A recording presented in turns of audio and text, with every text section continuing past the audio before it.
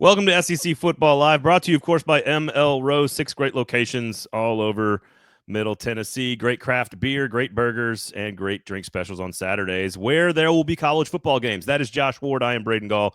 Good to see you, Josh. How are you, sir? Good. It's a big week in Knoxville. Oh, you think so? Yeah.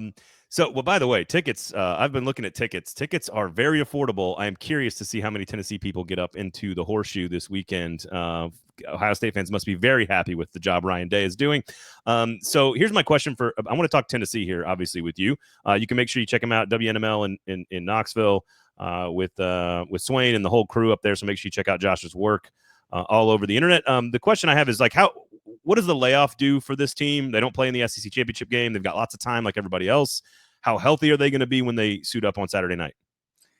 Yeah, the layoff was vital because Tennessee came out of that Vanderbilt win looking good in terms of how the game played out after a rough start when Vandy went up 14-0. But Tennessee lost player by player as the game went along.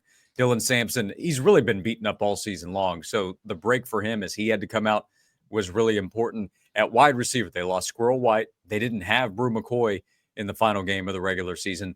Dante Thornton has played hurt for most of the season. He had to come out in that game. Getting those players a few weeks off to get ready for this game is really important because at wide receiver, they've also lost a couple of players. One, Chaz Nimrod, who's been a part of the wide receiver rotation. Another one in Caleb Webb, who would be called up if somebody else went down and they had to go into their depth at wide receiver. Nimrod and Webb both entered the transfer portal, are no longer with the team. So the numbers are thinner. They do have Mike Matthews, who played more against Vanderbilt, a 5-star freshman who fans have been calling for all season long, who should be ready to go. They saw him against Vanderbilt, and they like what they saw. Why wasn't he on the field all season? Yeah, so Tennessee needed 3 weeks to get ready for the game as much as any team probably entering the first round. Well, and I'm curious, like I joke about Ryan Day and the pressure. Like his 47-1 record in the Big Ten is absurd outside of the Michigan game. But there is a percentage of Ohio State fans, I don't know if it's a large number, but let's say 10, 15% that are probably like, if he wins this national championship, I'm going to be pissed. And so there's pressure as a home team, and with Ryan Day following the Michigan game, more so than almost anybody else in the playoff. I'm curious about Josh Heupel, though. There's been a long conversation about the Heupel system. It's not just Heupels, but everybody that runs the system, its ability to sort of overcome any talent disparities. But this is sort of a house money year. They're maybe a little ahead of schedule with Nico at the helm, and they get to the playoff. Some of us had that in the preseason, but what kind of pressure is Josh Heupel under in a situation where I don't think a lot of people nationally expected this team to be in this situation? I don't think he's under a lot of pressure. No more than you would say, hey, it's a playoff game, a lot of opportunity. Sure. Tennessee fans do have hope of making a run at the national championship, and the confidence has grown in Tennessee's chances to win this game despite the point spread and the obvious challenges of going to the shoe and winning against a super talented team. But I also think back to different games during the regular season, including the final one. When it was 14-0, Braden and I have text messages, you probably do too, from Tennessee fans, friends, smart, successful people saying, Josh Heupel, it's not going to happen. He can't get Tennessee to that level. And an hour and a half later, they love Josh Heupel. They love Dylan Sampson. They love everything about the program. And Tennessee can go compete with anybody in the country when 2 hours earlier, they weren't going to beat Vanderbilt. So I have that in the back of my mind, thinking going in that there's no real pressure in terms of how Josh Heupel is going to be viewed. Also recognizing the passion of the fan base and how college football itself works, where you can go from being thought of this way to that way in a matter of a series in a football game. But most level-headed people really appreciate what Josh Heupel has done. And emotion's a part of the game. So thinking one thing during a game and then allowing a couple of days to zoom out, that can change perspective too. I've been thinking. So there's there's this scheme conversation, right? That, like, the scheme outside of the 2 Alabama games, which are huge and enormous for Heupel's resume and for the fan base and historical purposes, et cetera, et cetera. The criticism is that the system sort of is great at having a high floor. It's going to beat everybody it's supposed to, and it's difficult to overcome like the slight talent gaps and differentials where you play against a team like a Georgia or an Alabama or Ohio State or Texas or whatever that has 5 stars everywhere. And while Tennessee is getting closer to having a roster like that, they're probably not quite there yet. I feel like that's going to be a part of the conversation if they were to lose this game or struggle at any point. I think it actually is going to be a very low scoring physical football game where, he who capitalizes on 3rd and 3 with a running back is going to have the best chance to win. Both quarterbacks, I think, are going to be under a lot of pressure. I think it's more the game plays out, I think, Josh, because of the actual matchup and the individual teams that are playing here, not some large-scale referendum on the scheme. Yeah, if it's a lower scoring game, which I think it very well could be as well, if it goes that way, whether Tennessee wins or loses, if Tennessee has a shot in the fourth quarter to win on the road, if they win, it's great. If they lose, they come up short, but you feel like Tennessee played with Ohio State, I think that helps in the conversation because part of what we've discussed with Tennessee this year is that Tennessee can win in different styles. Tennessee 2 years ago, the conversation with that 10-2 season was, hey, Tennessee's going to go put up as much points as they can. Good luck keeping up with the Vols. And if you do, you're going to win. And then Georgia did what it did in that game. And then South Carolina did way too much for Tennessee to try to even match. And it's really upsetting. But things have changed. The defensive line has been as big of a part of the conversation with Tennessee this year as anything. The defensive line, the play up front on defense, and Dylan Sampson. 2 years ago, the conversation was about big plays to Jalen Hyatt, big explosive plays that opposing defenses couldn't keep up with. And they could still hit those in this game, but it's not as likely. It's really been about, can Dante Thornton do that for this offense? If not, then it's all on Dylan Sampson a lot of the time. But different styles, depending on who you're going to play. And Ohio State is now probably the most talented team that Tennessee has faced this season. It's either Ohio State or Georgia, I think. But across the board, I think it's Ohio State. If Tennessee comes out and it looks like they couldn't match up front, if we're wrong about the defensive line, that's a big part of the conversation. Tennessee's defensive line can go win up front. If Tennessee's D-line does not win and Tennessee simply cannot keep up with the athletes that Ohio State has on offense and they hit the explosive plays and it's a multi-score loss, that'll probably bring us back to the frustrating part of the conversation that fans have had. If it's a close game throughout and Tennessee is able to win enough battles up front, that's a good sign of the progress I think the program has made and the growth of what Josh Heupel has built. Yeah, it feels like a house money situation. I mean, honestly, I think the pressure is on all 4 of the teams that are hosting. I think the pressure's on Penn State. I think the pressure's on Notre Dame. I think the pressure's on Ohio State. And I think that allows them to play. Clemson has no pressure at all. I think that allows all these programs to sort of play loose, fast, free, et cetera, cliche. So it's kind of house money. And I know that's not how fans look at a loss in a playoff game, but it does feel like there's some house money for Tennessee in this situation. And I do think it comes down to pressuring the quarterback. To your point, Ohio State's offensive line got beat up against Michigan. I do think you throw some of the Michigan stuff out. Like I've had a lot of your point about smart, talented Tennessee fans who are successful and have families and are mature adults. The thinking that like we can do what Michigan did. If they can't beat Michigan, how can they beat us? Kind of deal. That Michigan is a special thing in their brains, in Ohio State's brains. Like it's different. Ohio State tried, I thought, stubbornly to run a very simple, stupid offense to like prove a point. And I think they failed at that. I think they're going to attack outside against the Tennessee secondary that's a little bit weaker than Michigan's. But I do think pressuring the quarterback is something Tennessee should be able to do. I think pressuring the quarterback is probably something Ohio State feels like it should be able to do. So it comes down to the quarterback managing all of that. Are you buying the growth from Nico Iamaleava on the final month of the season, or is it more a function of UTEP, Vanderbilt, Kentucky, Mississippi State with a struggle against Georgia? Like where they played one elite team in the final month, they got beat pretty badly. The other ones they played very well in. Are you buying growth and maturity and progress, or are you buying more schedule oriented? Well, I'm buying growth. Let's see how much. He was better in the second half against Alabama when they needed him to be. I don't know that it actually works out that he got slammed into the turf and all of a sudden that woke him up and he played better. He did overall, besides a bad interception that he threw.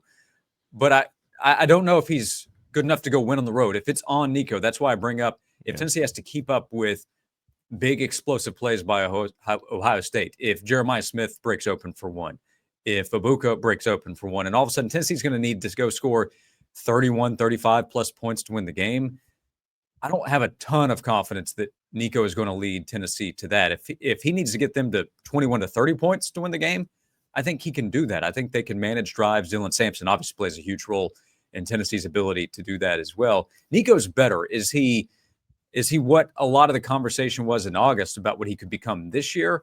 Well, this is a game to find out, because we also saw in the second half at Georgia, that's to be the real comparison. Yeah. On the road against a super talented team, second half of that game, Tennessee was able to put together some drives where they had hope, but they always got stopped and they got shut out in the second half of that game. Tennessee can't have that happen in this game and expect to go win at Ohio State. Nico's going to have to probably make a few plays to keep that from happening, to give Tennessee a real chance to win. It's line of scrimmage, it's taking care of the football, it's running the football, but it's still going to be which quarterback makes plays, which quarterback avoids mistakes. Nico's done a good job overall of avoiding costly mistakes. He needs to do that this week.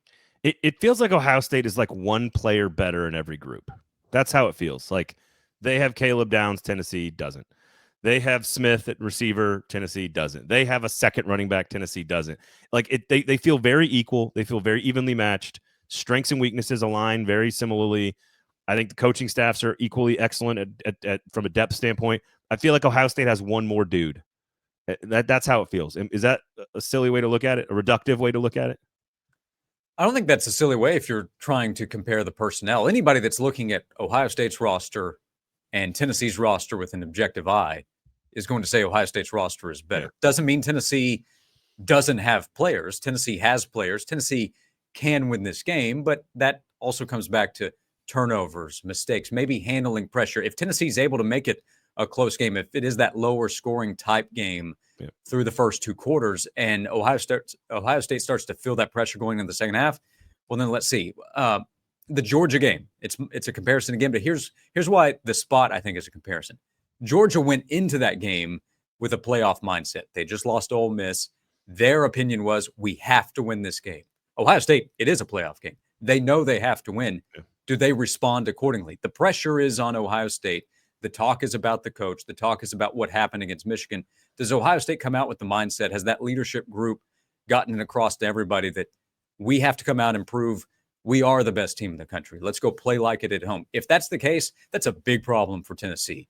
If Ohio State doesn't have that kind of response and they go in kind of questioning, hey, what happened in that last game? Could it happen again? And Tennessee makes them think about it. Tennessee had a great start against Georgia. Georgia had that championship mindset to respond after the first quarter went Tennessee's way. If Ohio State doesn't have that, then Tennessee, I think, will have enough to put on the pressure the next, let's say, 2 to 3 quarters to win the game. If Ohio State has the mindset that Georgia did, that's not good news for the Vols. Yep. I think I feel like it's the second and third wide receiver are like the difference here. The second running back is the difference here from a depth standpoint. Their skill talent is absurd. It's ridiculous. So I think they have 5 NFL guys that touch the football throughout the game. They should not have only scored 10 points against Michigan. They should score 30 plus in every game. Tennessee's defense has the confidence that they can keep that from happening. Let's see if they can. And none of which, of course, is Jackson Smith and Jigba, Chris Olave, Garrett Wilson, or Marvin Harrison Jr., which is ridiculous. So I got Ohio State close. I think the home field advantage. I think Will Howard. I think that something happens in the fourth quarter and Ohio State wins a close one. Here's the question for you about Danny White. Look, you got a new women's basketball coach. They're scoring a bunch of they're scoring a bunch of points. You've got a men's basketball team that's among the best in the country. You've got the defending national champs in college baseball. You got a football team in the playoff. Can you describe a time in which an athletic director and an athletic program in Knoxville had this much sort of overarching success? I mean, people are talking about this being the best. I don't know about like the Olympic sports, but like the best current athletic department in the game today. I don't think they're that far off from saying that. I don't think they need a win against Ohio State to make that statement right now. Where are you at on sort of the historical perspective of how good all of the 4 big programs are for this school right now?